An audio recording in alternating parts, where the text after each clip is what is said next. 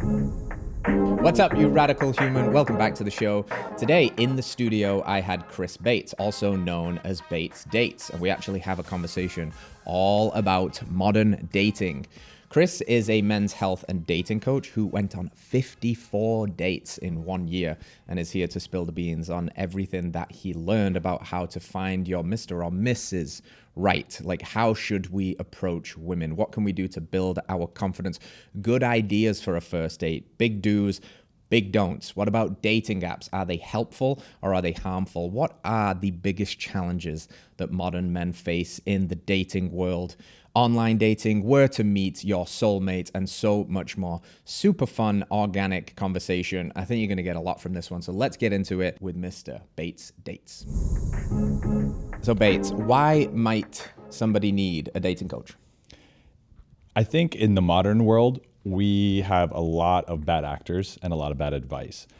And just like Heart and Soil's return to somewhat ancestral, evolutionarily consistent principles, I believe that men and women, but especially men, need to return to that kind of thinking in the relationship world. And I think it's really important. And I don't believe that there's a lot of people pushing it, or not as many as I think should be, because it's a really big movement and we need a lot of momentum. And I think men need to take the lead to kind of change the dating world and relationships in general. Well said, yeah. I have been admittedly out of the dating world for quite some time. I've been wifed up for, almost 11 years now, which is kind of cool. So, for me, this is a really interesting problem to solve for friends and clients, and hearing different perspectives. And you hear all of this, the modern world is so interesting. Men's myth in a certain way has changed quite a lot recently with, women entering the workplace and becoming boss bitches and successful. And then you've got like this, women date hypergamously across and up dating hierarchies, and men are kind of like, what should we do? And how do we lead? And all of that stuff. So thinking about this a little bit more and helping people with this, what's your current read on the dating situation as a whole? You've got all kinds of stuff going on. You've got dating apps. You've got this new workplace environment. You've got freedom like we've never had before. What are some of the things that you think about represent the dating culture right now? I would say that the common issues are that people are playing a lot of games, right? People want to be close to someone, both men and women, but they go about it in a way that causes them to play it safe. They don't take risks. And because of that, they have what I like to call the representative, or someone who's not really them, just the best parts of them. And it sets false expectations in the early dating phase. And then invariably it will crumble or cause issues down the road in a long-term relationship. So I believe that the number one thing that men and women can do, but especially men, is lead by being unabashedly yourself. But if you reverse engineer that, you don't just walk out of, the man's store being perfectly put together, being unabashedly yourself. It takes some repetition and some trial and some error, but just like an elimination diet, you have to kind of get into the dating world. You have to fail forward. And then through the process of elimination, you realize really who you are and what you want. And then you lead with that. And it kind of sets the stage for the women that you interact with to do the same thing. And they can take you up on that opportunity, or there may be the timing is off, or they're not there themselves, or maybe the way that you are isn't their preference, and that's okay. But I think by being unabashedly yourself, it's a natural filtration system for the people that you interact with in the dating world. Yeah, that's so good, man. And I want to talk about strategies of maybe how to get people there. But you reminded me of something Paul Chet used to say. He's like, in a lot of relationships, there's 4 people in the relationship. So there's who you really are, who they really are, who you're pretending to be, and who they're pretending to be. And it's this complex milieu of like you said, I'm going to show all these best parts of me, and I'm going to say this because I think that's what she wants me to say, and I'm going to pretend. But over a long enough timeline, if that's how you enter the relationship, and you were wearing a onesie of maybe not the fullness of who you are, time is going to magnify those cracks, right? So it's better to just come out the gate with, here I am, warts and all, and allow that person to either accept you or, for want of a better word, reject you. But that's just because hopefully they know what they want, and you're either a match to that or you're not. So with that on the table, what are some of the things that a man can do, or anybody listening can do, to start stepping into the fullness of who they are, radically, confidently, and authentically? The number one thing that I suggest, and I have to continually do this with myself, as I believe we all should, not just in the dating world, but in the world in general, in any other sector, is ask yourself if you've removed all the filters. And what I mean by that is, have you removed the expectations that your family or upbringing have set on you? Have you removed the expectations of what traditional success looks like in the world. And because if you're too much concerned with the expectations of all these other entities, you get further away from who you want to be and who you likely are deep down, and you become more of what everyone else wants you to be. And to your point, I've never heard that before. I really like that about the 4 different people in a relationship. You want to close that gap as much as possible. And when you ask yourself, hey, what filters are in place that are filtering who I believe that I am, and how can I remove those, or what actions can I take to try and strip away those filters? I think there's something about tethering yourself to who you'd like to be that really closes the gap between those 2 personalities. Yeah, I've often talked about something called the story gap, which is like who you actually are versus the story of the life that you're living. And the bigger those two, or the wider the gap between those, the more potential for your own suffering, but also probably the more likelihood that you're going to call in the wrong things because you're not in right relationship to yourself. And that might be the wrong relationship. And relationships, potentially one of the most, if not the most important decision you'll ever make in your life, especially romantic, long-term partnership, who you're going to spend the rest of your life with. Don't want to get that wrong. You want to get that right. So for you personally, because I know there's many ways to the way of finding oneself, what has been transformational for you to look at that inherited baggage, trauma sometimes? Like, what have been useful tools for you to figure out, oh, I inherited that, that's not mine? Are you meditating? Are you doing other things? I think it starts with setting your frame, which is something I've been writing about a lot recently, which is designing your life in a way that makes you come alive and feel at your best prior to adding anyone to your life. And obviously, you interact with people in the world and whatnot. So I'm not saying go into the woods and be a hermit and then, only do what you need to do to survive, but rather within a reasonable approach, what can you do in the real world that you feel so happy that you're living your best day every day, and then you worry about adding someone into your life. Now, there's a caveat to that. A lot of people think, oh, I need to become the best 100% version of my ultimate higher self and have all the money and all the success or all the whatever, and that's not really possible, right? Every time we make strides, we end up getting to a false peak and we want more. So I think it's more about setting your frame enough and knowing that it will always be evolving. And then once you've set the foundation of your frame, then you can start to invite other people, whether that's friendships or romantic relationships into your life. And for me, that looked like a routine, and there is some meditation by red light, morning sunlight, a lot of these principles that Heart and Soil has instilled in me and in their viewers and that I try to instill in my clients. But it's also more nuanced than that, because there's this maybe individual variance of what makes you come alive, what gives you purpose and mission, and also what helps you rest, digest, recuperate. And that looks different. So I would just encourage anyone listening who's like, I'm not sure if I've set my frame, I'm not sure if I've set my foundation.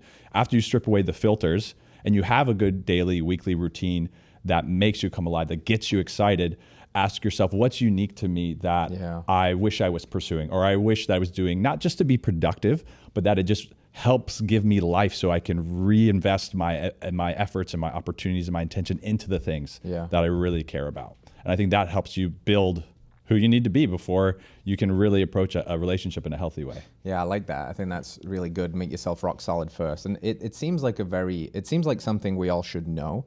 But actually, the more I talk to people and you ask what seems like a very simple question, but it's quite a deep question, which is what do you want? A lot of people are like, they either don't quite know or they're scared of admitting it. And maybe they're in a phase of life where a better question might be, what do you want to want? What is the kind of person that you are in the process of becoming? What does that version of you want to want? And are you doing the things that are supporting that life?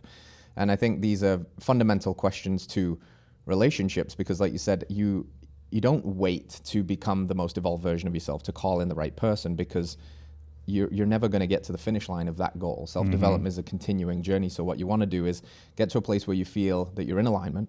You can call that person in, and then hopefully in the mirror of relationship, grow together with that person and attract a person that does that with you. So now we've got to find that person, right? We're doing all this stuff with ourselves, which is very important. And to have a dating coach because coaches usually have navigated some territory, so they've got some wisdom to share with you.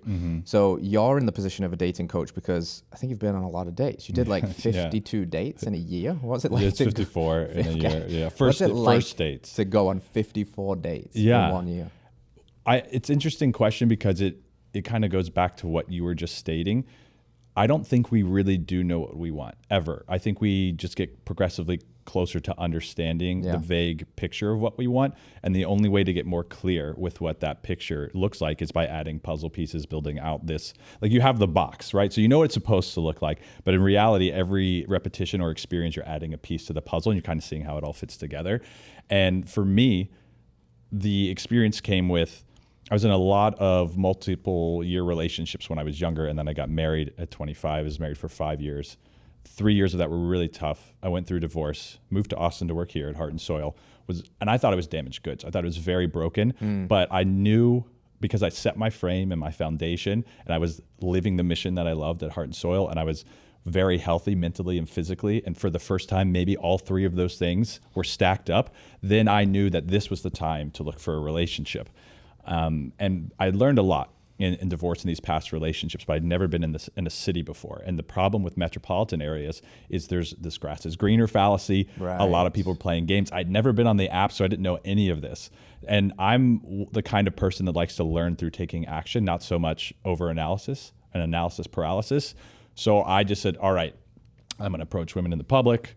I'm at the gym, on the trail, when I'm walking, at the grocery store, at the gas station. I'm going to get on the apps, and I'm just going to get as many repetitions in as possible. But I need to create a set of rules for myself, so I'm acting not only with integrity, but also efficiency. So I'm respecting my time and the women that I'm interacting with, their time. And so a result of that was, in 9 months, I went on 54 first dates.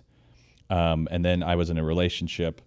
And then I was out of the relationship and went back to dating. So really, it's probably been 12 total months over the span of, I don't know, 3.5, 4 years of being single. And it was almost 80 first dates now. Dude, that's wild. I know. And it sounds exhausting. And some people be like, oh, that's like a humble brag. It's actually not, because it probably took me 40 or 50 of those to understand what I really wanted. I started to build a puzzle enough that I had an intuitive sense in the first 5 minutes of a date if this was someone I should see for a second date. And I think that's where a lot of people trip up, because they get on a date, and if they don't feel a spark or a connection, or they haven't had enough repetitions or experience, they think, well, I should probably go on a second, third, fourth date with this person. But I think we know sooner than we're willing to admit.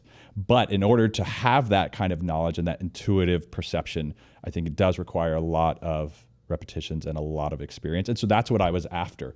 But my goal along the way, which I know this is long, but it's very important for men to hear, is not just to get a repetition. I didn't want to be taking something. I wanted to be mutually beneficial.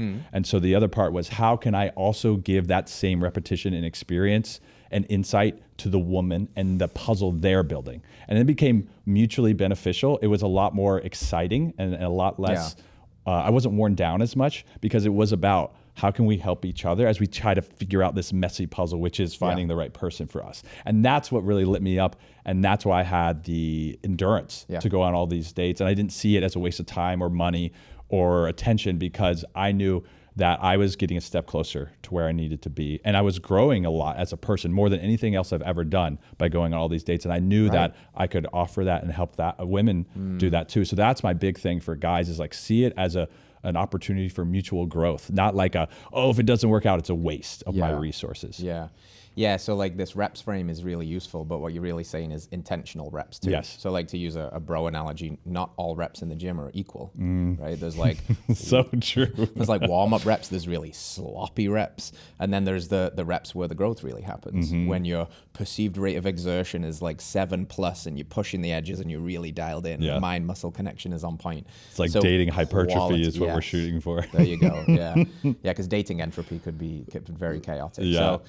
And I think you said something there that's really important, which is, you actually do know. You'll get a keen sense within potentially minutes, if not moments, of like, this has potential, or this is a no. And I can still respect and honor that person's time and give them a great experience, but you can only maybe tap into that knowing if you're also doing work outside of racking up the reps and dating, if you are getting fine-tuned with your own instrument. So this is where things like health come in, mindfulness, knowing your own body. Are you completely like locked in your head and playing a game and stuck in, just reps because the dating coach said reps? Or are you like being able to develop some kind of a relationship with something like your intuition, your knowing, your gut feeling, all of that stuff, which is, again, another reason to continue a holistic framework of self-development when you're going through something like this. Now, you mentioned, and I'm sure actually like online dating really helps facilitate getting that many dates in a short space of time, because meeting all of these people in person would just be like exhausting. You'd constantly be out of the house, right? So online dating, it's funny. 10 years ago, if somebody met online dating, you were kind of like, oh, what a weirdo. Yeah. Now, like everybody's meeting online dating. So online dating and the apps, helpful, harmful, something in between? I think it's helpful if you understand how it's structured and you tailor your approach to be reasonably achievable and just reasonable in general. And I'll explain that. The apps cast a wider net than people you might run into. And I do think that exposure is great, but it's also designed to keep you on the apps and to hopefully, you know, make money off of you and all these other things. And so you have to realize it's positioned that way. And I think the happy medium is to be, if you're unabashedly yourself on the apps, I think you're more likely to match with women from a guy's perspective. From a woman's perspective, you're inundated with matches. So you have to be unabashedly yourself in who you choose to accept. And that's typically how it goes. And so as long as you understand that that's the lay of the land, you can find people on there that are worth taking on a date and you have a positive interaction with, but it is a needle in the haystack a little bit. I'd like to say for guys, from the guy's perspective, it's like using a shotgun to hit a bullseye 100 yards away. Yeah. So you're going to take a lot of shots, but one of those pellets will probably hit after a certain amount of time. And as long as you have your expectation set, then I don't think it's a problem. But I would suggest that guys do both, right? And again, there's this interesting connotation or these bro science rules about what you can and can't do in the dating world, which I don't believe in any of them. And one of those is I think you should approach women in places that you normally go. People will be like, oh, don't shit where you eat because you don't want to mess up this dynamic. And in friend groups, that's probably true. There is more risk there. But if you go to the gym, what is the probability that the women you see at the gym, you have something in common with them? If you go to the gym, well, probably pretty high, maybe some lifestyle stuff. Yeah. If they're animal-based, and based as hell in general, like that's a huge win. But you have to start in these places that you normally go. You don't have to necessarily go out to a bar. I think you just be courageous when you feel magnetized to a woman in public and approach them and start a conversation. And between that and the apps, you can really throw out some tendrils and have a lot of opportunities to meet women that are the right women to get these repetitions in with and to see if there is something there romantically. Yeah, I think a lot of guys are suffering a little bit like the hangover of Me Too. And then the new wave of, we've all seen these social media videos of like, you know, the hot chick in the gym, like these guys are staring at me. And it's like, so guys probably get really intimidated about potentially approaching someone. Again, when I met my now wife, like I was terrified to say anything, you know, like we turn into little blubbery children almost immediately around the opposite sex, right? Because they're mysterious and powerful and we're like, whoa, they look good too. So there's all these feelings. So tactically speaking, what are some of the things a guy can think about to approach women? Like how should men approach women? You mentioned that feeling, and even though I've been writing about this and working with guys, I was single in the fall, and it was like I was starting all over again. That my heart was about to beat out of my chest. I was about to have a vacant heart cavity, and it was just going to be right out on the gym floor. And so I think it's natural. So the first thing tactfully guys can do is realize it's okay to be nervous. In fact, if you're not nervous, I would ask yourself, like, is this a woman I'm really interested in? Right. Because if it is just like anything else in life, if it's worth pursuing, it should kind of disrupt your natural state. It should put you on edge a little bit. It should be a little frightening. It should take some courage, you know? And so I think that's the first thing is notice that feeling is totally okay. And then the second thing I would say is think about all the times that you wish that you had approached a woman and you didn't, because I think the pain of not doing it is much more than the pain of saying, you know, what's the worst that it could happen? Yeah. And I'll give you a funny story. I was at the post office in the fall, and I saw this woman with her friend waiting in line, and I was leaving, and I was like, oh, I was very, drawn to this woman, but I was like, no, the post office is a weird place to like, and she's with her friend, and I don't want to interrupt the conversation. So I walked out the door, and I like cocked my head for a second. I thought, you know what? I've been in this position before, and I didn't like how I felt afterwards. So let me at least go try it. So I went in there, And I said something along the lines of, I'm sorry to interrupt, but I'd be remiss if I didn't say something to you because I noticed you. So it doesn't have to be something that's like a pickup line or Riz or whatever. It just, I like being direct. And then hilariously enough, she and her friend started giggling. I was like, oh, there's something that I'm not privy to here. And she showed up her hand and she had an engagement ring. And so we all, like strangers in the post office, the people working behind the desk, we all just laughed about it. But it was a very wholesome experience. And then I asked her when she was getting married. It was the next day, ironically. Wow. Yeah, but we had a quick conversation, and I told her, like, well, my wedding gift to you is this joke that you can tell, your husband to be. And it was really wholesome. And I left, and I thought, wow, even though I got, not turned down, but the circumstances weren't right, it was still much better than the pain of never having tried. Yeah. And so I think that's really important for guys to realize. And then it does work out sometimes. It was like a few days later, it was at the gym. There was a woman I perceived out of my league. I don't really like that term, but that's a term I think a lot of guys think of. And again, I thought I was going to leave the gym because I was sweating and I was like, the circumstances weren't right. I was out of breath. It was the end of my workout. She had just come in and I was like, whoa. And she just kind of startled me because I wasn't expecting it. And I was like, oh, it's about to leave. And then I thought about the post office. I was like, you know what? The pain in not trying is worse than the pain in attempting. And so then I went up to her and we had a great conversation and it went really well and she was open to it. And so I guess I wanted to illustrate that it could go any number of ways, but the pain for not trying is almost always worse than the pain for trying. And I understand, the aftermath of the Me Too movement and some of the cultural climate of the Western world. But at the end of the day, you don't need to think about all that. You're in control, you're at the helm. It's your ability to take action, and the only antidote to doubt, which I think what this really is when guys are scared about approaching is doubt in the dating world, is just to take action. And it goes back to the repetitions piece, but there's also something that's exhilarating about having the courage to overcome your fears. Yeah. This, the eternal open loop of what if is really torturous. That's a lot of where regret comes from. And if you look at anything from the top regrets of the dying, it's like the missed shots that they didn't take, that kind of cliche Wayne Gretzky, you miss all the shots you don't take. And you've got to be able to put that on the table of like, is it going to be worse for me to have the regret of never knowing and always having in the back of my mind that random stranger in the post office, or that I asked and it was rejection or it was a no, but okay, I can live with that. So is there some utility in something like, I've heard people talk about like rejection therapy, like microdosing, rejection, asking for, Tim Ferriss used to do this thing where he'd say, you just got to ask for discounts at the coffee shop. And what you're doing is, this isn't a dating example, but you're okay, the worst thing that can happen is somebody says no. Yeah. Oh, I'm alive. And then it maybe builds your confidence that if that's the worst that can happen, then why not take the shot? Yeah. Because what if we started asking the question, what if it worked out? What's the best that could happen? That's a way more empowering frame, right? But again, we've got so much scarcity about like, oh, but I'll be embarrassed and I'm never going to recover from this. You'll be all right. Yeah. Yeah. I think think that you will always be all right, if not better off. Yeah. And no's are still going to be more productive than the unknown. Yeah. To the degree of what you're saying. And it can get really exciting. And that's why I'm smiling. You probably, can see or hear the difference in my voice, because I think about how over agreeable I used to be and how afraid of these things and how I used to overthink these things. And I think that a lot of men find themselves in that area.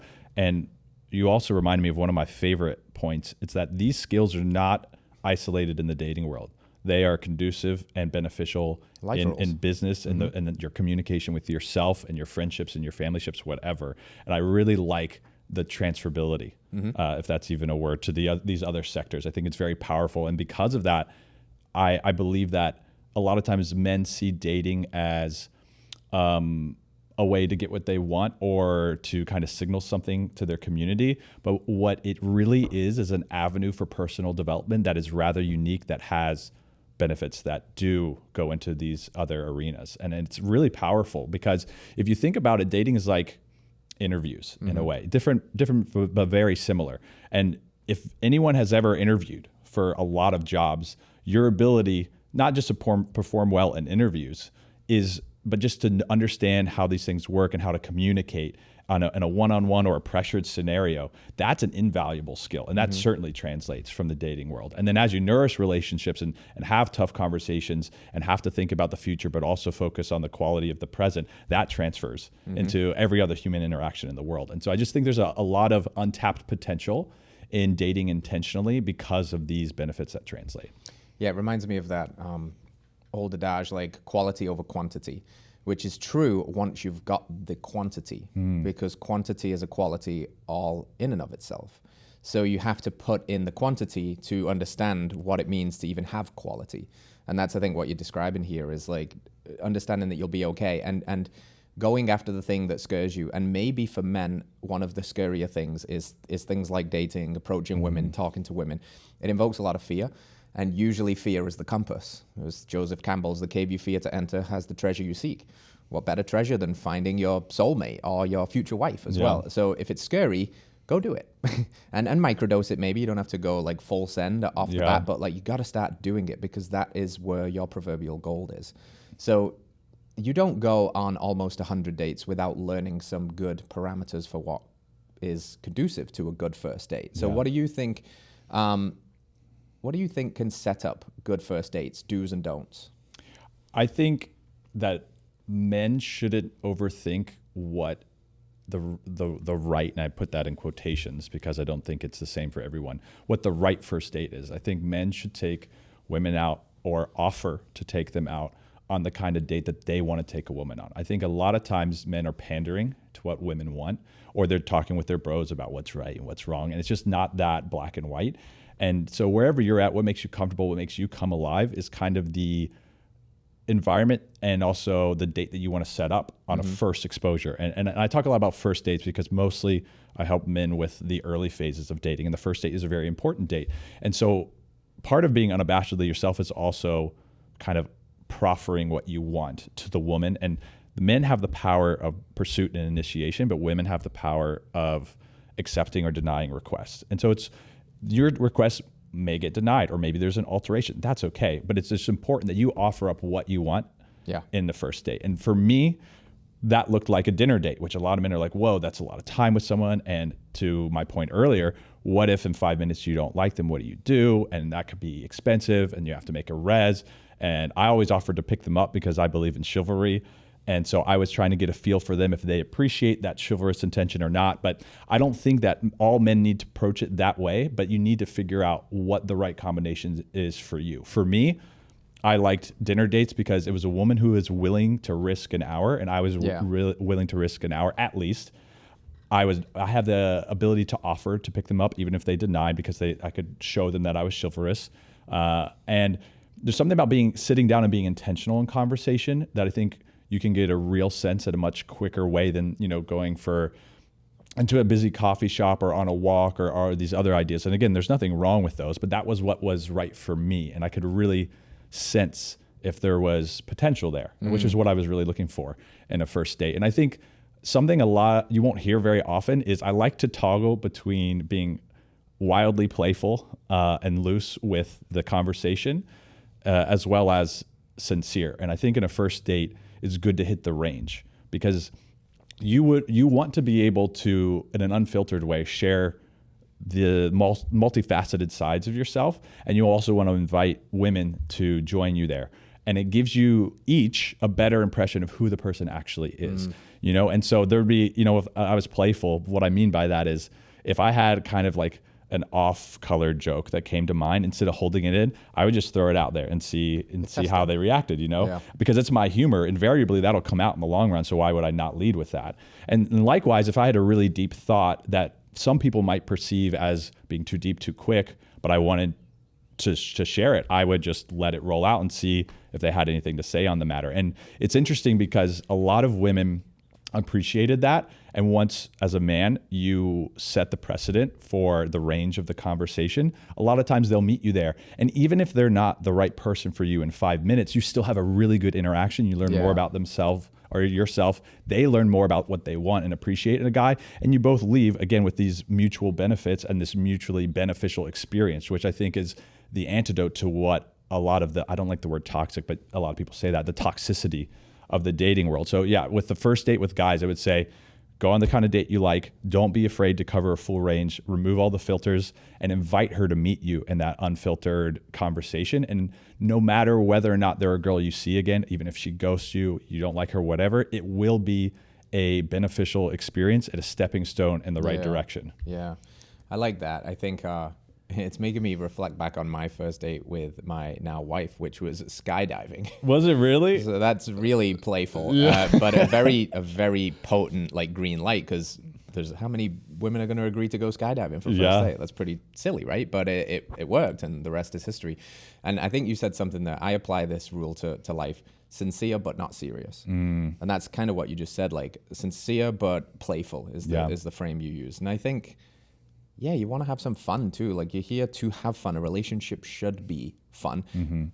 In time, it will become serious. Conversations about future and kids and all of that. Those are serious conversations, but there's always a way to hold it like playfully. Be a bit of a rascal, because if that's who you are, then find whether you've got a playmate. And if not, that's okay too. And, you know, just, I would think that if you were on a date and you realize quite quickly that there was no spark here to pursue something that felt like it could be romantic or intimate, that the best thing you could probably do then is just switch to something like a lens of curiosity. Yes. Right? Be curious about them. Ask them questions. Listen. Practice skills. Practice following up. And just get, again, intentional reps, even if you realize, okay, this isn't going to be what I hoped it would be. That's okay. Here's a chance to reframe and still squeeze a lot of juice out of the situation. You're so right. And I love that you said that, because I've been writing a book for a year and a half. I think it'll be out in the next couple of months.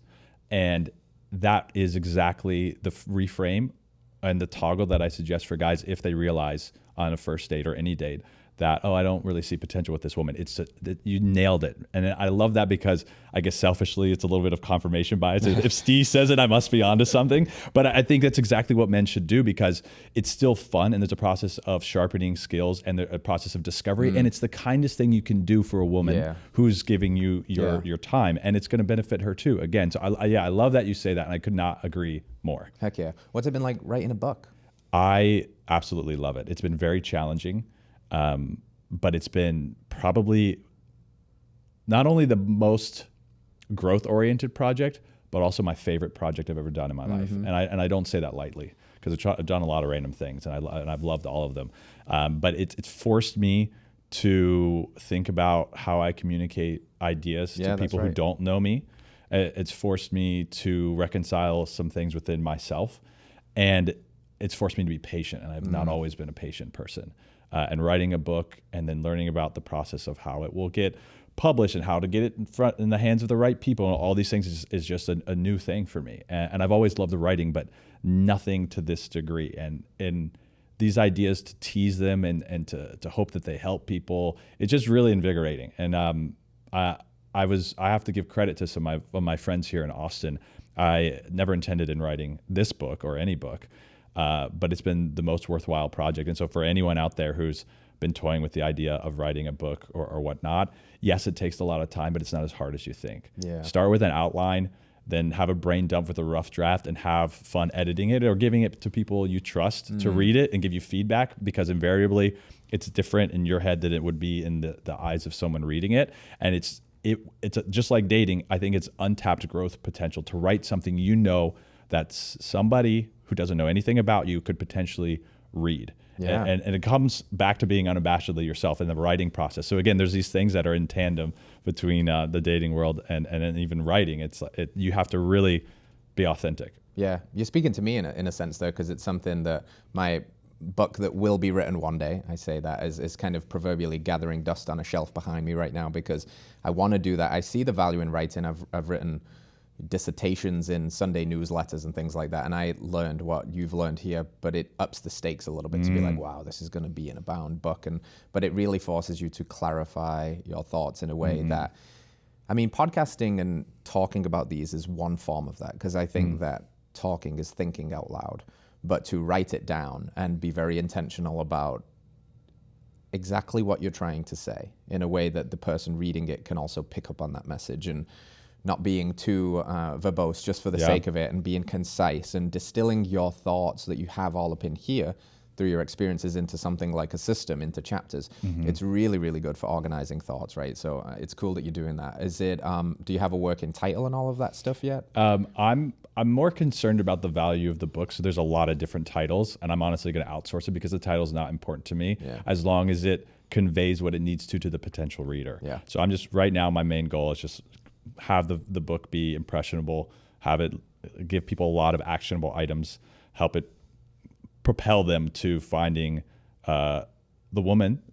of their dreams through the process of dating and really growth, which you said earlier, health is probably the main pillar of setting your frame or your foundation, in my opinion. And that's why I like the relation to, working at Heart and Soil and going into my own coaching and evolving into dating coaching predominantly, is because if you're not the healthiest version of yourself mentally and physically, how are you supposed to find the woman that's going to bear your children, or run your homestead with you, or be through you thick and thin with you when challenges arise? And you have to focus on that first. And so that's been a really big thing that I've realized over the years, but even before I worked at Heart and Soil, and then especially after, is that's a non-negotiable for me. And you have to really hit rock bottom and know which way is up to see the value in the foundational pillars, but especially physical and mental health. And another thing, when you were saying about the book and the bookshelf, I literally looked behind you because it took me a second. But what would the book be about? I'm really curious. Well, that's the big question, right? Because just like you were saying, health is such a big part of my life, and it's taken me to places that otherwise would have kept doors locked, because health is vibrancy and confidence and the ability to go after life. And then there's this whole other inner alchemy and spirituality and mindset and modern wisdom, like pulling these ancient philosophies and applying them to modern life. So that's probably one of my biggest blocks is I need to sit down and do the brain dump of like, what is this book? Because if I try and write it about all of the things, then it'll get nowhere. You know? So like what's cool for you is you've got this synthesis of your personal health journey and your dating experience and understanding this is really valuable for men. And now it's like packaged neatly in this broad thing of like, this is going to help you find the women of your dreams. So now you're taking all of this stuff and you're applying it to like the one vehicle here, which will have multiple facets inside of it. And right now, I don't know what that would be. And I think that's been one of the biggest holdups. So that's a call for me to get a bit more clear on like, what do I feel like I have to say that's probably the most valuable? And because there's a lot, it's just like, how do you sift through that, So it is difficult to sift through, and it helps me, or not helps me, it makes me want to go back to this principle we've danced around of risk. And it's interesting, a lot of men will be able to rationalize risk in starting their own business or applying for the right job or maybe pushing it in the gym, but they're hesitant to jump on to the boat when you're riding out to sea in the risk of the dating world to find the right woman or to write a book or to do these other things. I'm hesitant to say it this way, but I'm going to say it anyway in the spirit of being unabashedly myself. I have a hard time wondering why it's difficult to traverse those two areas or from one area to the other, because I believe it's the same idea. There's a common thread there, but for some reason, and it was for me too, some reason that's kind of ineffable. I'm not really sure how to describe it. It's a lot more intimidating for men to take the risk in the dating world than it is to, again, invest in a business or try this other thing or whatnot. And I don't know if because there's a woman involved or another person involved, and it's not just them risking their own skin in a way. And same thing with the book. I wonder about that too. Is it because other people be reading it? So it's not just about you risking what's, your well-being or your own skin. I'm not really sure, but I think about that a lot because it's a very common thread. And I would like to normalize through the book and some other mediums that the risk is worth it in the dating world just as it is in other worlds, right? Because you hear all the time, it's like, oh, you got to be patient. It's going to pay off in the long run. It's a long-term investment, even with health, right? Do these things, whatever, but that every time and penny and speck of attention that you invest will be worth the long-term result. Even in like homes, right? Equity, it's the same way. I think the dating world is that way, but it's more difficult in the modern world for whatever reason for men to kind of put two and two together for that. Well, yeah, I think it might be, and I'm just thinking about this in real time, but it might be something like, because what we're really dealing with here is the potential loss or failure that comes with romantic and partnership and people is heartbreak. The potential loss of a business is an ego hit, but you're going to be able to pick yourself up and dust yourself off. But most humans, men and women, have experienced heartbreak, and it's really painful. And our brain is like a prediction and protection machine. It wants to protect us from feeling that again. So it builds like this little walled off kingdom where we fear going back into that because we never want to feel that again. But then if we don't allow ourselves to open up to the possibility that we might feel that again, we can't feel the like, fuck yeah, hell yeah love that we could potentially find. So I think that's why it's big and scary, because you are opening up, especially as a man, the most vulnerable part of yourself, which is your heart. And men, you know, we want to be strong and stoic and all of these things. And we know that the right woman can absolutely break us in the best kind of way. So the Gabor Mate always talks about like the word vulnerability. And I'm sure that you resonate deeply with that. There's a lot of strength in vulnerability, but he talked about the etymology of the word, that it comes from like wound. And it's essentially, modern translation is the willingness to be wounded, the open potential to be potentially wounded. Because when you say like, okay, love, and here I am and I choose you and I want to make the stakes are high, man. The stakes are higher than a business endeavor gone wrong in many ways. That's true. And there's certainly that component to it. But I see, you know, when I see a failed relationship, and perhaps this is just me being overly logical, it's like a failed max bench press, you know, for, again, to put it in bro science or you know, bro terms. And it's, well, if you fail the bench press, you just never bench again, or never bench, try to push that weight again? Or do you kind of go back to working up to it? You know, you go back to a game plan and you work up to achieving more than you had prior. And I see it that way. But I totally understand where men have reservations with it. I just think there's a lot of translation. So it's worth thinking about all these areas that they've taken risk already, and how good it feels to fail forward and then overcome something and reach something that they previously thought was unattainable, and apply that into relationships in the dating world. And it is tough. You know, I've had my heart broken, and that, I didn't understand what that phrase meant until it happened. Because like there's some times where you go through breakups or other things that you're bummed or you're down, and that makes sense. But then to actually have your heart broken, it literally feels that way. It's not even visceral. I don't know how to describe it. It just felt like, you know, it's literally being ripped in two by a very burly, non-forgiving, you know, Neanderthal, and then thrown on the ground and stomped. And it was just, and so after feeling that, it makes sense to be a protective, because it's not a fun feeling, and you don't want to feel it again. But what's the alternative? You know, like if you stay walled up in that kingdom for forever, that doesn't sound nice to me, and it doesn't sound like you're really pushing the envelope of what your potential could be as a man. Because in a relationship, I believe that women can help us be more than we would ever be alone, or even with just our brothers or the other men in our life. Because, and I'm curious, what you think about this, having been married for so long. Innately, I think good men that are focused on their health and impact of the world, and those kinds of things, they have a mission, and they have drive. They have this drive and this motivation, but there's an exponent that you add to that raw drive when you have the right woman in your life, or you're just in a healthy relationship. It doesn't have to be the one, but you're just approaching relationships in a healthy way, and there's this, you're growing together. It's not just simple addition. There's an exponential return on your energy and your drive and your motivation. And I think, again, that's an untapped side of the dating world, because the dating world is, you don't necessarily get that. You're kind of working for finding the woman that gives you that, and you give her that. But the long-term result, I think, is that, again, exponential, not only growth, but energy. I don't know if that rings true for you and your relationship. Yeah, it's absolutely spot on, because I think about what I'm doing in life wouldn't have been possible without my wife, Nicole, because there's always going to come these proverbial fork in the road moments, stay or go, yes or no, left or right. And we were arriving at one of those on the cusp of our first child joining us in life, and we were in a position in life that was a shadow career. We were not happy there, but it was very safe. And similar to what you were just saying, like, you can have safety. Everybody's masters at playing it safe. The cost of safety is your soul. Now, do you want the peaceful slavery, or do you want the dangerous freedom?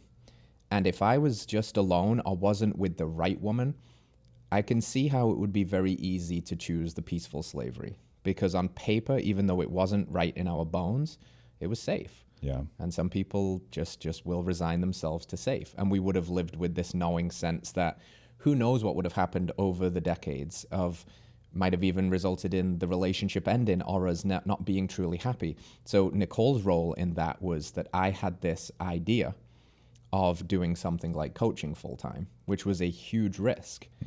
And I brought it to her at a time where we had no money, no savings. And I said, I think I could make this work. And she met me with this unshakable, of course you can. And that was the exponential moment where she borrowed some of her belief in me that then transformed our life in ways that I don't think would have happened alone. Yeah. So the right woman is key, absolutely key. And I'm eternally grateful to Nicole for that and what we've been able to create in relationship after that now, since there's, like living in many ways what we spoke about 6 years ago being like a dream kind of life for us, and actually creating it because we're both doing our own work individually, but in service of the container of relationship, and now adding to that with children, so in service of them.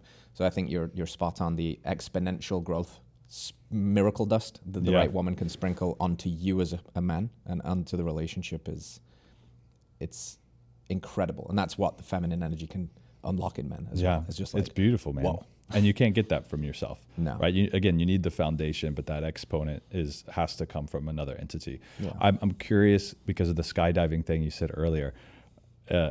How did you guys meet and why skydiving for the first day? I think that'd be really interesting for people to hear. We met at a summer camp. Yeah. And it was 2013. I was actually graduating college, university, we call it in England, that year. And I was going to come back and do like adult stuff, big boy stuff, time to grow up. Like summer camp. Yeah. Like, so I was like Peter Panning it, and I'd been to the summer camp for a couple of years prior. And I was going on my last hurrah tour. Nice. Because then I was going to come home and get a job. And, this stroke of luck is interesting because if I hadn't gone to the summer camp that year and met Nicole, I'd probably still be in England in the Northwest, very small working class town. I don't know what I'd be doing, honestly. So I met Nicole at this summer camp, and we had this incredible connection right off the bat, like just soul connection, just so much fun. And we were in love within weeks, man. We were in love. And it was just, she was a free spirit in her own right. And she was going on these solo trips post camp. And she'd been working, she'd saved some money. She's like, I'm going to go hike Machu Picchu on my own. I was like, well, that's pretty cool. That's badass. I never knew what I wanted to be when I grew up. But one thing I used to say, and I don't know where it came from, is I want to travel. I just want to see more of the world. She was coming back from Machu Picchu. 4 weeks later, she was going to Southeast Asia for like a 3-month solo trip. So as we, in the magic of this summer relationship, but this lingering doubt in the back of my head that she's from America, I'm from England, that can't work. That's long distance. And you can't trust those American girls. Yeah, right.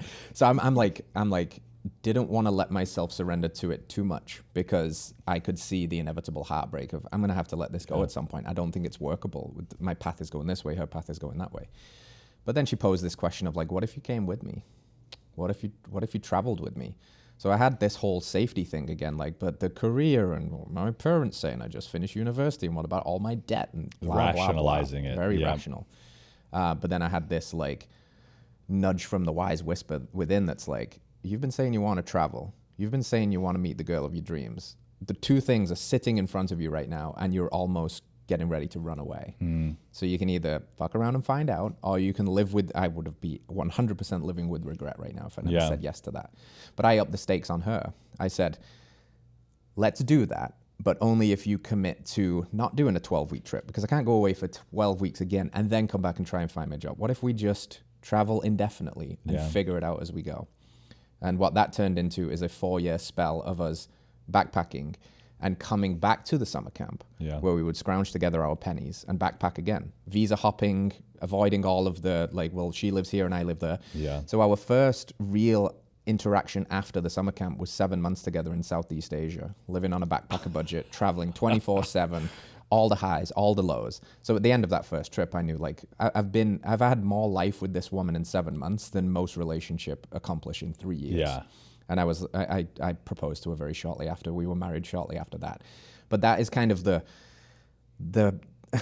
the way our relationship started was just so wild that it was only fitting to do something wild like skydiving on the first date. So that's amazing. And I had no idea what that story was when I asked that question. I wasn't just teeing you up, but I love it because you talked about, I think, with the whisper within.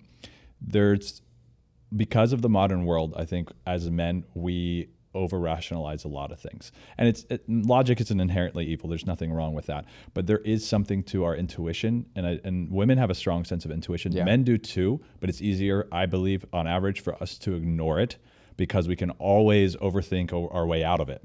And when you meet a woman, it doesn't have to make sense. In fact, I think most women, and if you're someone listening to this, you can ask yourself, the women that you've enjoyed the most or have been the most impactful in your life, or you felt the closest to like real love, were they what you expected? And what did your intuition tell you about them when you first met them? And because for what I heard outside of all the beautiful details was that you took a chance that didn't make sense. And again, in other areas of life, I think that's the same. Every time it doesn't quite make sense, but you long for it and you want it anyway, and you choose to do it despite what logic or rationality would tell you, that's where beautiful things happen. And that's harder to tell men, especially, right? Because they want solutions and strategies and bullet points and information and data. And I get it. I'm that way too. I love data. But this matters of the heart, and especially matters with women that you are going to be romantically involved with. They don't work that way. It's not that black and white. So there is a little bit of this, Wild West, take a chance, listen to your intuition, and that whisper within, man, it's never really wrong, as woo-woo as that sounds. Yeah. Like if I look back on the things I shouldn't have done, especially in the dating world, and the things I should have done, the whisper within was almost always right. Yeah. What got me in trouble or how I missed opportunities was when I chose to ignore it. Yeah. Yeah, I think your intuition is really the only thing that's ever steered you right. And some people be like, well, no, what about that thing? My intuition certainly steered me. I don't think that was truly your intuition. Yeah. I think that was your ego masquerading as intuition. It was clouded by fear. So there's a very interesting tension here between logic. Like you said, it didn't make any sense. But at a deeper level, it made the most sense in the world. So like which one should win? Yeah. There's deep in your bones, like, no, actually, this makes more sense than anything I've ever thought about. Yeah. Versus the mind that's like, but what about money? Like money, shut up. Like what is that? Well, that's the filters. We talked about removing the filters, like the expectations, or even just subconsciously comparing yourself to other people's trajectories. That's where money and logistics and what the parents think and all these other things come into play, which I think it's just noise. So like what you said, it could be the ego. It's a really good point, but also could just be separating your intuition from all the other all the noise that comes with the modern world and the other people around you. And after all, we have a sense of direction. But if you wanted to reverse engineer your life, you could never plan it out piece by piece, because every step that you take, the path shifts a little bit, or you have to accommodate for something you couldn't see coming. Yeah. And I think our intuition is like the same way. It's our North Star. And all we have to do is worry about quieting the noise. Bingo. You make a very good point there. I think that it is hard to listen to the whisper because it's a whisper if the world is very noisy.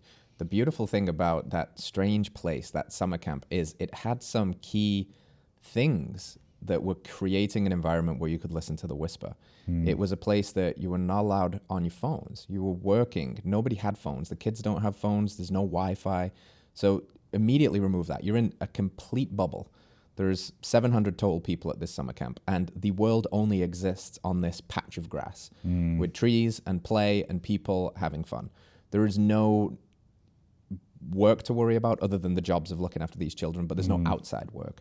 There is no politics. There is no Twitter. There is no Instagram. There is just experiences and real human connection. So the whisper starts to become a little bit louder. And I do wonder, if a similar kind of situation had occurred with Nicole in quote unquote real life, whether that would have been as clear, which is a very interesting thing and gives you credence to maybe reflect on the question for yourself, like, how are you filtering out the noise? What are you doing to listen or be quieter to the point where you might be able to listen to that whisper? It reminds me too of when going back to setting your frame and your foundation, part of your routine, I think you should bake in things that help remove you from focusing on things outside your locus of control. And that's politics and I'm not saying don't be uneducated in that world, but just don't pour your finite resources in trying to fix it. Just focus on what's in front of you, focus on your sphere of influence, which is predominantly yourself, and cut out the things that don't serve you, which for men, a lot of times, I think that's like porn, masturbation. I think it's going onto your explore page on Instagram and all of the thirst trap or questionable content. Crazy, just go spend 5 minutes going through and selecting, I'm not interested in this. And your algorithm changes. Unfollow all of the accounts that are only these, again, questionable images of women, because as you quiet the noise in the macro world, but also in what you're being fed with your expectations of women, you, just like dopamine and other things, you lower your baseline. And that's not saying lowering your standards. You're just getting a reasonable barometer for natural beauty. And then you start to appreciate the beauty in the world around you, in the women around you. And then you put more time into learning about them and how they are and their inner and outer beauty than you do in these filtered, manicured, unrealistic, fake impressions or examples of women. And I think setting it, so it's really similar to what you had at that camp, right? But it's almost like your internal view of relationships and women as a man. You need to just be on that patch of grass. You just need to be in that world. That is so important, dude. I've been speaking to a friend recently who we've been talking because he feels like he fumbled the bag on a girl that now, with a few weeks removed from this situation, is like, she was perfect for me. She was the one that I was looking for. And one of the things he attributes to not following through with this and the wound that it caused and the split essentially is this, the grass is greener kind of thing you alluded to, because of the suite of options that the online world presents to you as a reality. And whether you're looking at this, it's training your subconscious mind so you can't see the natural beauty.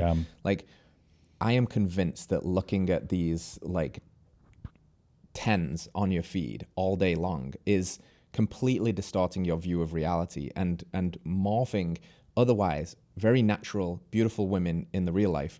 But because all you're looking at is these models with the butts out doing backflips in a waterfall in Belize, that when you meet the perfect quote unquote normal girl in the coffee shop that could be your wifey for lifey, you're like, yeah, but like she's only a 7, bro, and I want to, and it's like it's fucking us up, man. And again, it's not like that these alleged 10s are probably not in like actually 10s, right? They come in with a lot of baggage probably. And if they're on Instagram with, and I'm not saying that there aren't attractive men and women out there who have built a following in an ethical way that is admirable and having impact on the world. But a lot of the times, if they're looking for attention in that, it's because of the way that they look. There's probably a deeper issue to that. And so it's like, okay, you see what you want, you think, but you don't know what else comes with that. And so I believe when we remove a lot of those visual stimulations, we actually notice a lot more beauty in the women around us, like I said.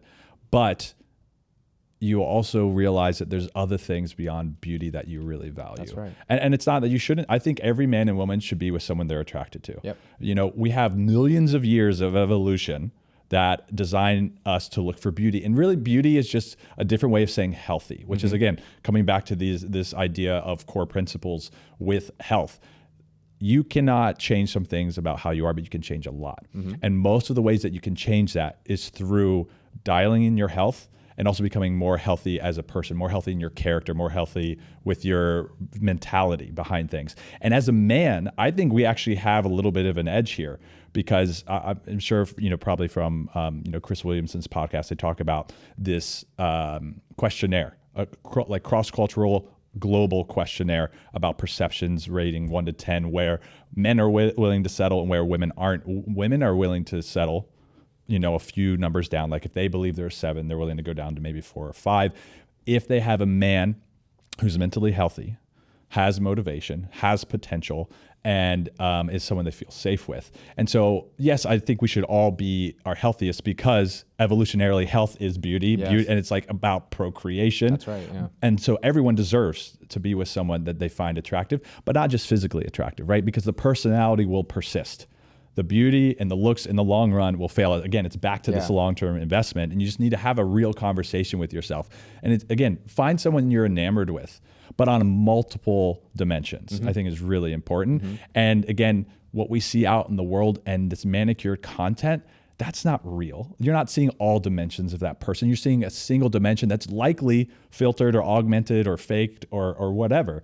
And so I think it's just really good to always ask yourself, like, what am I really attracted to with this woman? Is it the idea of being with her? Is it her looks? And then when you meet someone in real life or you're on a first date, it's like, are her principles and her values and her aura and her personality, are those things that I will really respect and appreciate for a long time? Or is there just something that's temporarily alluring here? And it's a really good question for guys to ask themselves in the moment. Yeah, I think of like appreciating or depreciating assets. So looks and the meat suit is a depreciating asset. Time is going to eat us all. We're not going to be as hot at 40 something as we were at 20 something. Yeah. So if you're optimizing for depreciating assets, like you think all you want is the smoke show girl, and that's what you've optimized for, like, what happens when the looks start to fade, which they do for all of us? Yeah. Right? Like I forget who said it, but it's a bit crude, but it's true. Somebody was like, somewhere in the world, some dude is bored of having sex with the most beautiful girl in the world because that was all they were focused on. And the substance, what's underneath, this connection, the spirit, the aura, the alignment, the life that you can share, wasn't optimized for. But those are the appreciating assets. Yeah. And this is like being in a relationship now for 11 years with my wife. I think objectively we're probably not as hot and sexy as we were when we were first together at 21, but we're more connected, more intimate, more into one another because that's not the thing that we have solely put the stock in. And there's this whole different, deeper, stronger bond now that's built on appreciating assets of who we are as people, how we've learned to love one another, respect one another, connect with one another. So that is very, very true, and a good razor to cut through just optimizing for hotness. Yeah. Like if you can have it all and the hot, great, but it's not the be all and end all. And that's kind of what social media land is training us that it is. It is, but I also want to make sure people realize that there is hope, right? You can alter gene expression. You can see progress.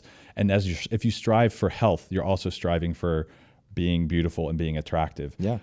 And I would say that the necessary attributes that get you to being your healthiest, attractive self also help you become most mentally attractive and healthy.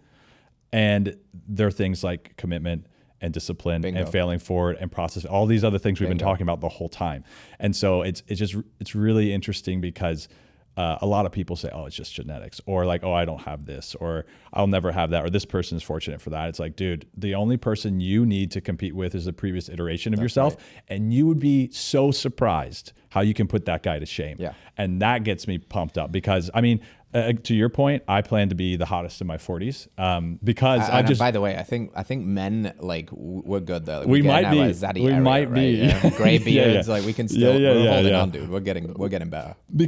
Because you learn so much, and you can, and within balance and within pursuit of, I think physically and mentally, you can still be in your prime later you think. And then with women too, maybe not to the same degree, and also, like, of course, childbearing years is a little different, but I think that because of experience, I often see or work with guys that see younger women who don't prioritize health because they don't understand the value there, and they have to get a certain more relationship and just life experience in general to value those things. So sometimes it is women who are, late 20s to late 30s, even early 40s, where they know what they want, and they're prioritizing mental and physical health, which is very attractive. So I just wanted to throw that out there for people who are maybe like, oh, well, I don't really know what I'm doing, or maybe I'm too old. I don't think that's ever the case. Dude. And I will say this, as much as I want everyone to win and blow smoke up everybody's butts and say, go for you, like, just objectively speaking, it's never been easier to stand out from the crowd. Yes. The what used to be ordinary is the new extraordinary. Just not being like a loser. To use like blunt language, just don't be a gooner. Just don't be fat. Just like cultivate some discipline, which is why healthy bodies are attractive to people, because it's not about the way the body looks. It's a signal for the discipline, the consistency, the restraint. It tells you a lot about the person. Like, oh, this person probably gets to sleep on time, and they probably don't drink all that much, and they probably don't eat crappy food. And that's the kind of mate that I would want to have. So just like really hold on to that. Again, you really are only competing with yourself. But take a little bit of hope in the fact that it's pretty easy to stand out in a world where everybody's kind of on autopilot and checked out. Like, you don't want that for yourself. Nobody listening to this kind of show wants that for themselves. No.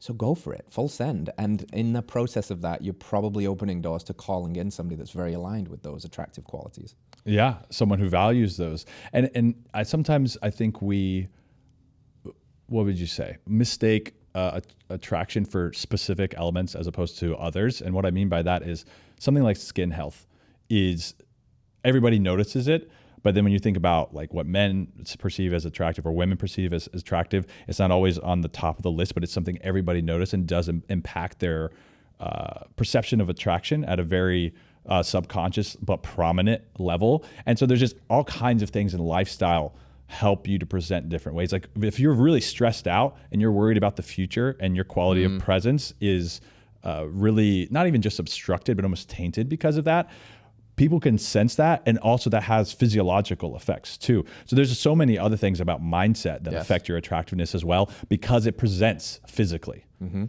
know? Amen, brother. Amen. Speaking of that, and you've teased a couple, I'm so happy you brought up like distraction things like porn and stuff, but globally speaking, working with men and thinking about men in this cultural moment, what are some of the biggest challenges you think modern men are facing?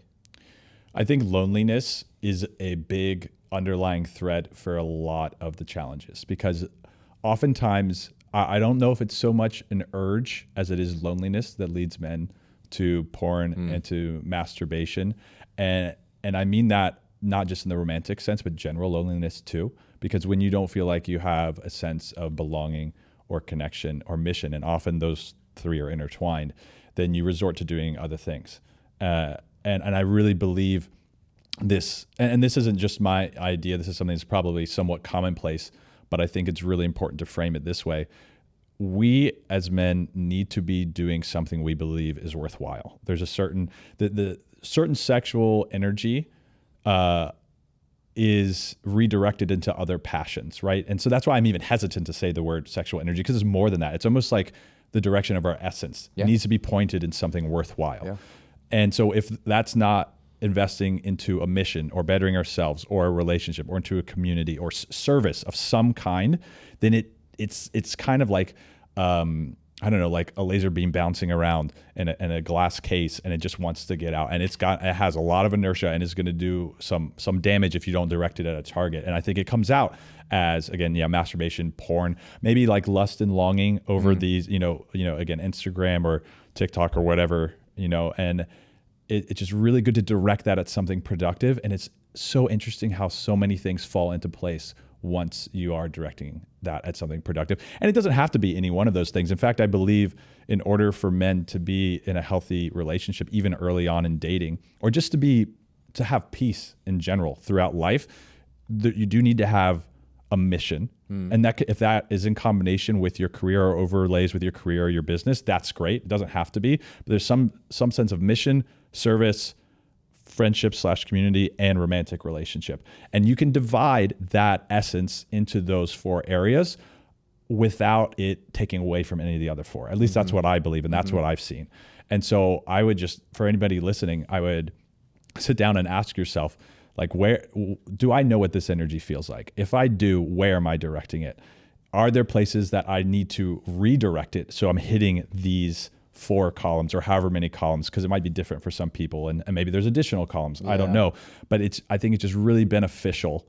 Actually, I have this analogy in the book that's part of the setting your frame and your foundation. I call it the stool, because typically 4 legs are the number of legs in a stool, and that's because it's a really sturdy surface when you sit on it. Sometimes like 3 you could get away with, 2 is probably too precarious. One is just like a unicycle of a stool seat, doesn't make much sense. And then if you have 5, 6, 7 more, it's just too much. And I really believe that men should be setting a foundation with the idea of these 4 pillars, of these 4 stool legs, because then everything in their life, including women, can rest on top of it comfortably and know that it's secure. And so it could be worth asking yourself again, it's like, do I have these 4 legs established? What are they? And am I directing the majority of my efforts and essence into these 4 things? And it doesn't all have to be productive or meaningful. It could be adventure. It could be a hobby, but it's just really good to ask yourself, where am I putting this energy? I love it, dude. Yeah, because energy really is the currency, in the ultimate currency in life, I would say. Like the ability to spend it on things that matter. And when we bring in things like, pornography, and you think about sexual energy or chi or jing or whatever you want to call it, and you're potentially either releasing that to pornography and that sexual energy, all of the compounds that are in that, the caloric cost to create it, and thinking about what it is, life force, and you're spaffing it into a tissue when you otherwise could be redirecting it. Not only the hormonal effects, because the prolactin spike that happens after ejaculation is a 5-alpha reductase inhibitor, which is going to lower your DHT, which is going to lower your social confidence, which is going to turn you into a recluse, like a low T man. Like it's low T behavior, and energy redirected, like that creative life force to put into adventure or relationships or like the pursuit is so much more meaningful. So just think about these things. They've become so pervasive. Many of us now are given devices when we're 12 years old with access to the entire library, Alexandria's library of pornography, and it's just nobody's talking about this. Many men listening to this will be dealing with this habit. And it's, if you can learn to break that cycle and channel this back into things that are more life-giving for you, you can create the right relationship, the right business, the right health endeavors, whatever it is. So just redirecting that energy and building that stable stool is a really cool concept. But just because you mentioned loneliness, you moved to Austin. You're known as a connector. You've got lots of, everybody knows Bates. Bates knows everybody. You're really good at people. What do you think about either some tips on how to foster real connections and maybe specifically to quell that loneliness as well, like real male friendships? What could we be looking for connection and real male friendships? I think that in addition to, because you have to make room for it. You have to cut out the things that don't serve you and the things that you don't enjoy. And so there's a little bit of asking yourself what doesn't serve you, kind of challenging your addictions, and to create space to insert time to do other things. And then there's also a little bit of creative stacking. So what I did when I came to Austin, I was working at Heart and Soil in our early stages. We started out of Paul's house before we had a real HQ, and we were working, 10 at least hours a day every day. And so you would think in that situation, I could tell myself, oh, I don't have time to meet anyone. Bullshit. I think you make time for what you want. And I've always been very much a people person. And the times that I've been the most dissatisfied with my life, the most unhappy and the most depressed is where I was not prioritizing genuine connections. And so despite my work schedule, I spent my evenings trying to meet people at Bard Springs or the dog park or playing sports. Because it kind of comes back to doing what I wanted to do and meeting people through those avenues. So whatever makes me feel healthy and alive, I would go there. And so again, guys, women too, if you move somewhere new or you just feel like you're stuck, ask yourself what you want to do and just find people in those same areas. Stack it. You don't need to necessarily find people independently of doing the things that you want to do. And for me, it became, especially in this season of busyness as a solopreneur and trying to build my business while I'm coaching people and writing a book, I have just got this reputation for going on walks with people. So like late afternoon, I kind of set aside time, and whether it's friends or new acquaintances, I will say, let's go on a walk and talk about anything and everything for an hour. There's no agenda, so I don't have to prepare for it. Yeah. We just show up. I want to be outside. I got to walk my dogs. I'm trying to get 20,000 steps a day in for all of 2025. I've stacked all this. And then I just try to have an open heart, which we said for men can be a really tough thing, especially if you don't know someone well. But I just try to have an open heart and talk about whatever is coming to top of mind for me and ask the same for them. Yep. And most of the time, I would say over 90% of the time, there's a really unique discussion, even if I'm walking with these people on a semi-regular basis. And it's so healing, the amount of connection you get, but also what you're able to externally process with people. And I have spent, I don't know how many, since I moved to Austin 4 years ago, I probably, whether it was walking or coffee or dinner, the number of one-on-ones I've had is probably, it's more than 100 a year. So probably like 400 and I don't know, some.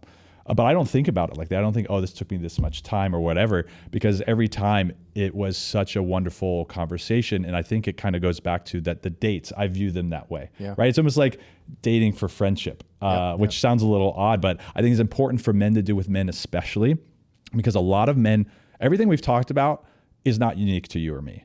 Most men deal with all of these problems, or if not all men deal with most of these problems. And when you can share that with another guy, your ability to reduce shame and guilt in your life, and also motivation to take action, is almost unparalleled with anything else I've ever tried. And so I would just say, again, cut the things out that don't serve you, make space, and it doesn't have to be walking, but whatever form of activity or hobby or creative expression that you want to do, go look for people there while you're doing the thing. So you don't, because we're so short on time. I wouldn't want people to have to add time to doing something, but make the space and fill it in with these things where you can stack stuff up. And before you know it, it'll be integrated into your life. You won't have any resistance or friction, and you'll just be, and other people will see that you're out doing these things, and organically you'll have opportunities to meet new people or deepen relationships. And so that's just been a really, I struggle to find the right word, because I'm at the same time so grateful for it, but I also did invest the time in making it happen, but I'm also fortunate for it. So I don't know, whatever the combination of those three words is, I just like feel very, very grateful for all that. Yeah. And I think what's coming through for me as you say that is like, you've put something in that requires a lot of intentionality, but more than anything, it's energy gaining for you. It's not energy draining. It's not like, oh, I've got to do it. It's like, oh, I look forward to these things. And I think you're dead right. Environmental design, go put yourself in the places where the kind of people you want to be around and like are probably going to hang out, and just start putting yourself out there. And if it's energy gaining, even if you're a busy guy writing a book and doing all the things, like you'll find time for that, because it's giving you life back. So I've appreciated the man-to-man conversation today, and doing all this. It's been really fun, man. So I appreciate you coming out. Where can people go to keep up with you, stay in touch? So when the book launches, like where you want to send people? Bates Dates on Instagram, Bates_dates on YouTube. And then my website with resources and coaching stuff is batesdates.com. And I have a feeling, I'm doing Heart and Soil, and I and a few other local people working on this dating event. I have a feeling there'll be more with Heart and Soil to come, which really gets me excited. It's honestly, I was telling some friends yesterday how pumped I was to come back to headquarters, because everyone here is like family.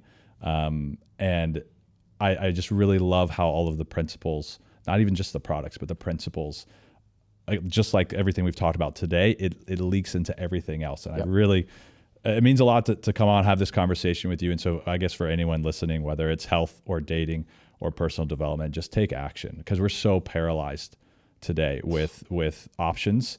And I think there's a lot about just taking action and moving forward.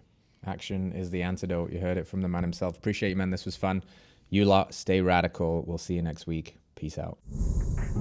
All right, friends. Thanks for tuning in to another episode of Radical Health Radio. We got a fresh new podcast for you every Wednesday. If you enjoyed the show, consider liking, subscribing, reviewing, and rating us on your podcast platform. It helps to spread this message of radical health. We'll see you next week.